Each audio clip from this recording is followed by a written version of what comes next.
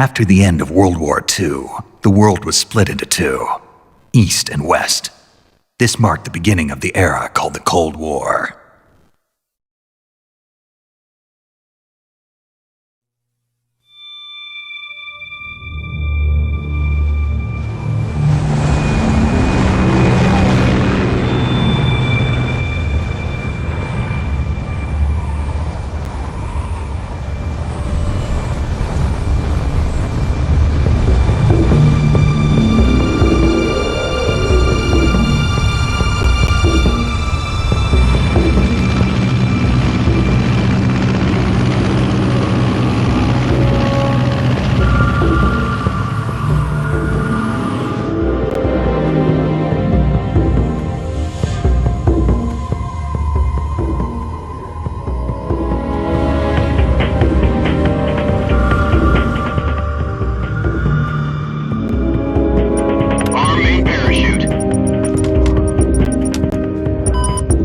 Still showing a high-pressure mass.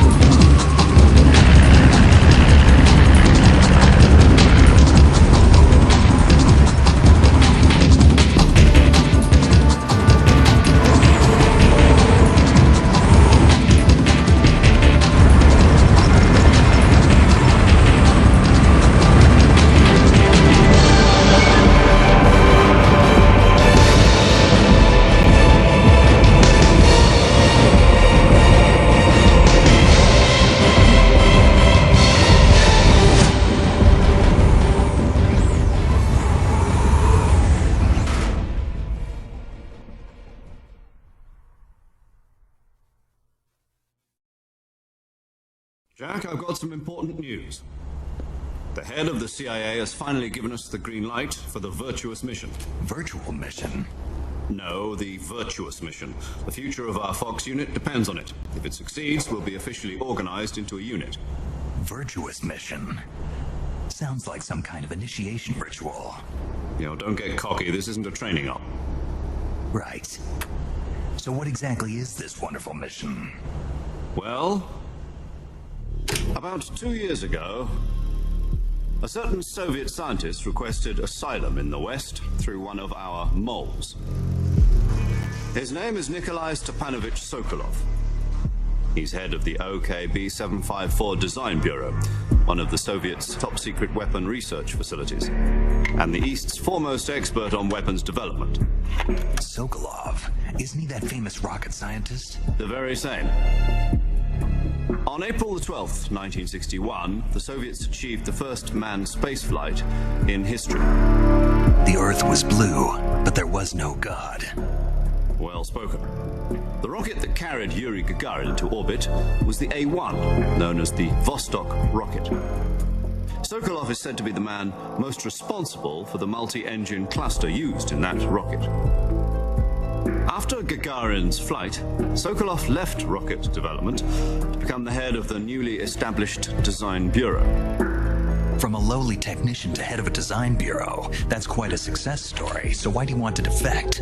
It seems he'd become afraid of his own creations. Afraid? Call it a crisis of conscience. And for that, he left his country and his family behind and went over the fence? Not exactly. One of his conditions was that his family was also to be taken safely to the west.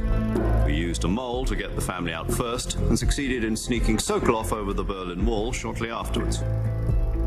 I was the one who conducted the operation. The security on the eastern side was still full of holes back then. Then what?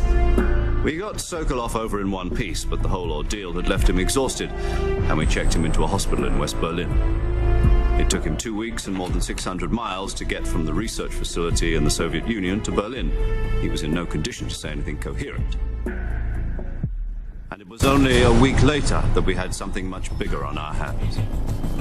The Cuban Missile Crisis. October the 16th, 1962, President Kennedy received word that the Soviets were in the process of deploying intermediate-range ballistic missiles in Cuba. The President demanded that the Soviets dismantle and remove the missiles. At the same time, he announced a naval blockade to prevent further missile shipments from reaching Cuba. But the Soviets didn't back down, instead placing their armed forces on secondary alert. Soviet transport ships carrying missiles continued on course towards Cuba. US and Soviet forces went on alert for an all-out nuclear war. Frantic negotiations were conducted through the UN's Emergency Security Council and unofficial channels to end the hair-trigger standoff. Finally, on October the 28th, the Soviet Union agreed to remove its missiles from Cuba. And so the world avoided a nuclear holocaust. But in order to get the Soviets to pull their missiles out, we had to make a deal. You mean the one where the US agreed to remove its IRBMs from Turkey? No. The Jupiter IRBMs deployed in Turkey were obsolete, and we were going to get rid of them anyway. They had no strategic value whatsoever to either the US or the Russians. The Turkey deal was a ruse, a cover story that was fed to the other intelligence agencies around the world. So what did the Russians really want? Sokolov.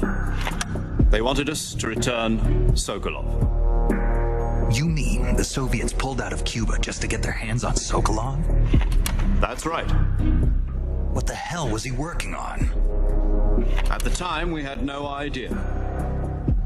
We were running out of time.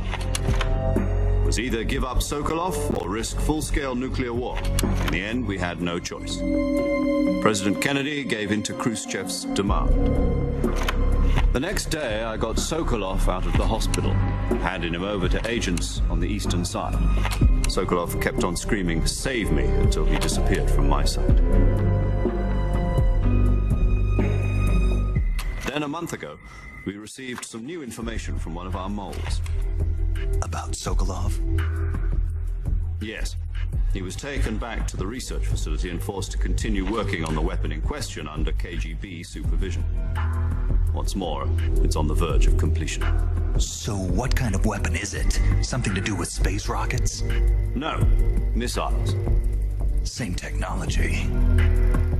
I guess you're right. We don't know the details, but it appears to be a new kind of nuclear device. For half a year now, the Soviets have been conducting frequent nuclear tests at Semipalatinsk. Something to do with the weapon, I assume. We're talking about a secret weapon so big that Khrushchev was ready to pull out of Cuba to get it back. Is Sokolov still in the facility? No. According to our intelligence, he's in Selinoyarsk, a place in the mountains about 3 miles to the west that's known as the Virgin Cliffs. The Virgin Cliffs.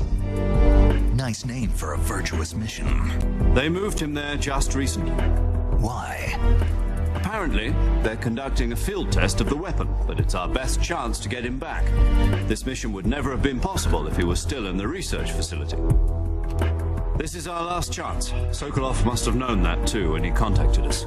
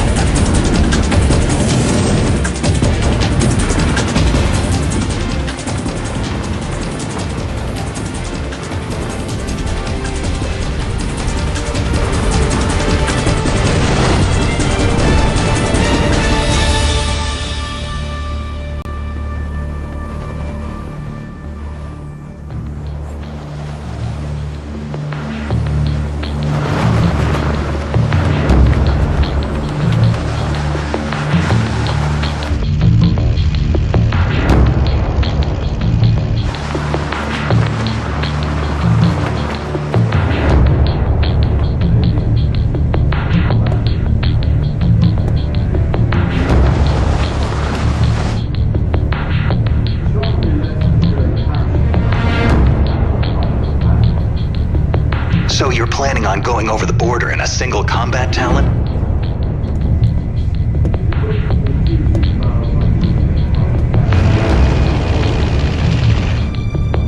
Sounds like she could hold her own against a battalion of tanks.